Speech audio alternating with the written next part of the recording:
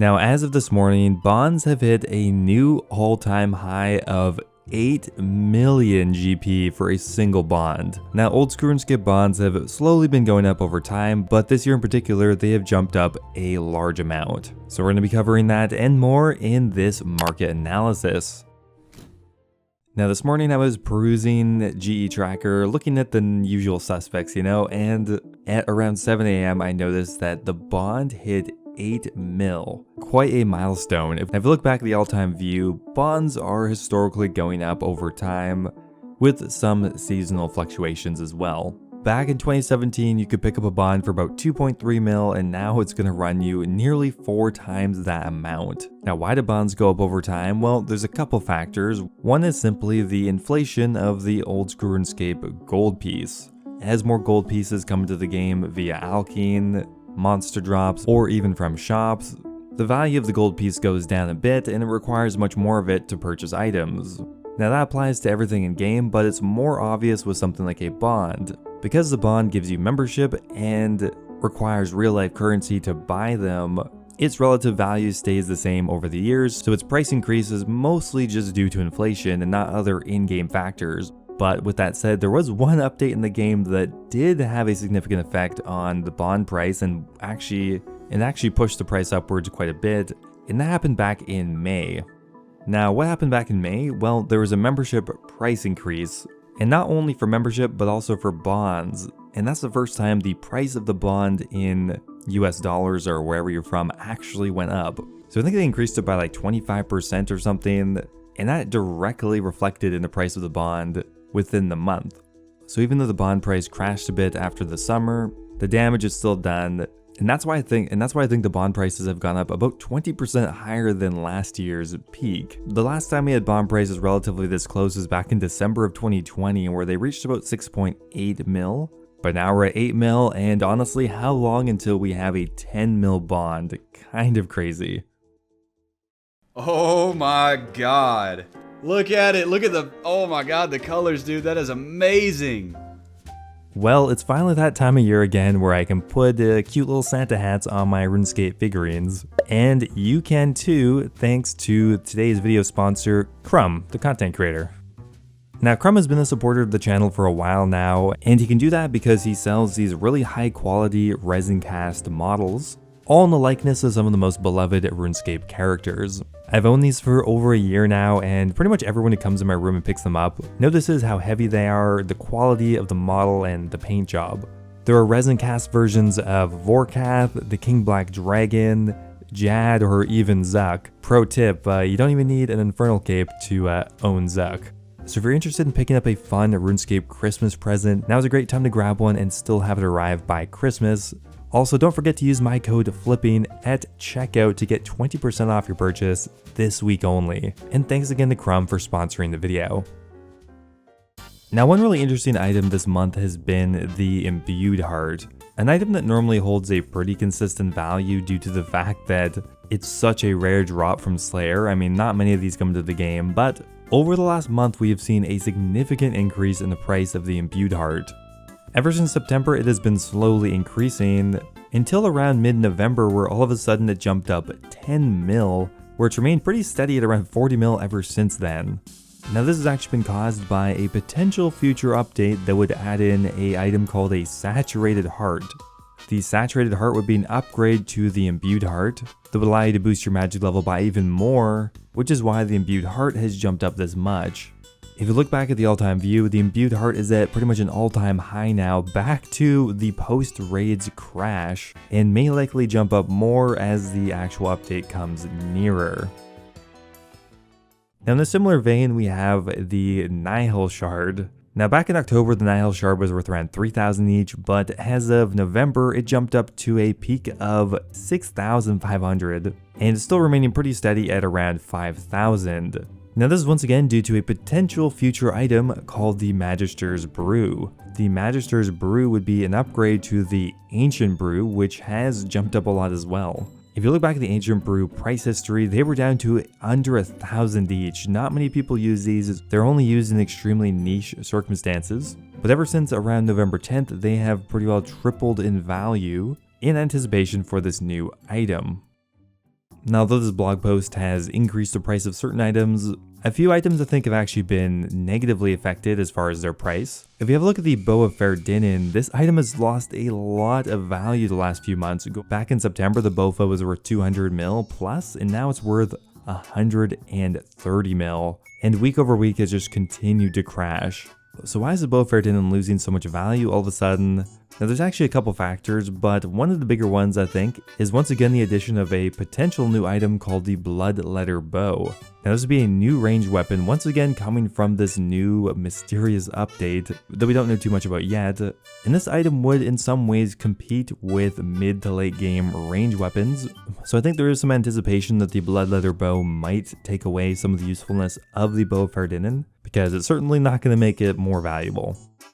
I mean, you could kind of make an argument that is why the Twisted Bow has crashed a bit as well, but to be honest, the Twisted Bow is still at an extremely high price. I wouldn't say it's really crashed that much. Another argument I've heard for the bow of faerdhinen losing so much value is people bought it for Tombs of Amascut, but once you've done enough TOA, you can eventually afford one of the bigger upgrades, and that is the Twisted Bow. So some people think that enough Tombs of Amascut has been done by people that they can afford the Twisted Bow and just sell off the bow of faerdhinen, and that's why there's that much downward pressure on this item. I think both of those do have some logic to it, but there's no doubt the Bofa is in a bit of a free fall. Now another ranged weapon that has been losing a lot of value this month is actually the crossbow. It's gone from 32 mil down to about 26 mil. So losing about 20 or 30% of its value this month. And this is kind of an interesting one because this is due to the new Wilderness update that is going to be coming now in 2023. So although the Wilderness is going to be updated with some new wildy bosses, which will make it way more popular, the crossbow is going to see a lot of use. And all that demand would normally push the price upwards a lot. The reason it hasn't and has actually fallen is due to the fact that they're also proposing making the Revenant weapons way more common, and I think there's a lot of uncertainty whether the demand for the item is going to be higher than the increased supply from the drop rate change. Right now though, it does seem like people are a little hesitant and think the increased drop rate will have a pretty dramatic effect. If you look at the Vigors as well, that item is down quite a bit as well. From a high of 13 mil in the last couple of months down to around 8 mil right now. Oh my god, someone just sold 200 of these today, holy. Now, if we take a quick look at the world of raid items, a couple interesting things have happened in November. Now, for the most part, Tombs of Amascut items have finally hit a floor of some sort. I'm not saying this is probably the lowest price they're ever going to go, but for most of November, the Tombs of Amascut items have stayed very steady. Now, in the case of the Tunic Shadow, we can see it fell from 1.5 bill to 1.1 bill in a couple of weeks, but for the rest of the month, it has just been slowly rising, and now we're actually back up to 1.3 bill again. Now, TOA has been out for a while now, and there hasn't been any major changes to it in November, and I think also the popularity of the raid has started to wane a little bit, and so I think that's why we're seeing a bit of a bounce back in TOA's rarest item. But also, if we have a look at the other ones, the Fang, once again at the beginning of the month, went from 100 mil down to about 60 mil, but ever since early November, the Fang has remained very steady, which is the longest period of time of it being relatively flat since its release, and while I don't think the Fang is destined to be 60 mil forever either, it seems like the bleeding has stemmed for now. Also a fairly similar case for the Missouri armor set. Ever since early November, it's remained pretty steady, actually recovering a little bit even. And if you look at the two other major items, the Word of Elidness has remained pretty much the same price ever since November, and same thing with the Lightbearer.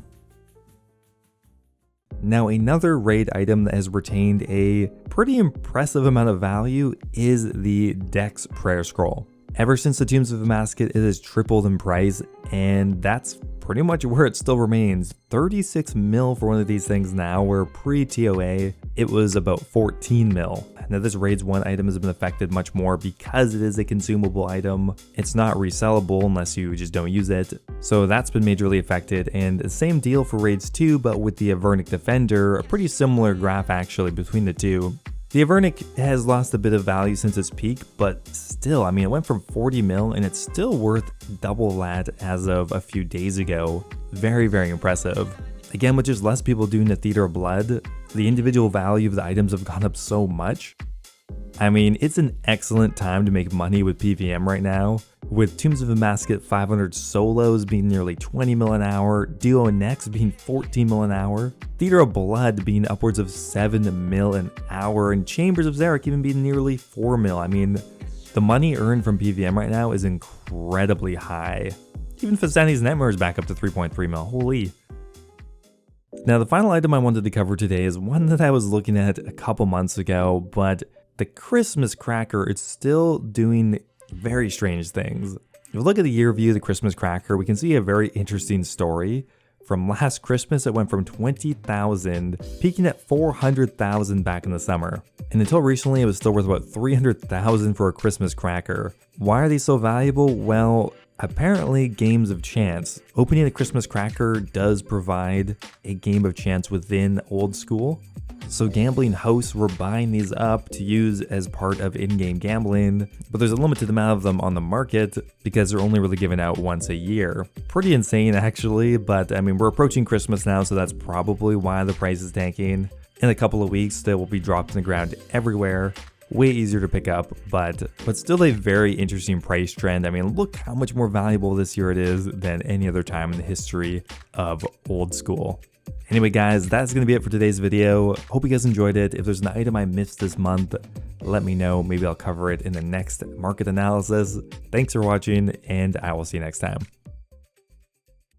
Now before I go here, I want to give a giant thank you to all of my members over on YouTube. Thank you to Mitch Reinders, March3258, Prophet of the Boosh, The Hybrid, and Kush Patel for subscribing at the Dragon tier. Thank you once again for all the support. Also thank you to YoYoSub89, Mexos, and NDM001 for subscribing at the Runite tier. Appreciate you all, and of course everyone else who became a member, subscribed, or just watched my video. Thanks again, and I will see you next time.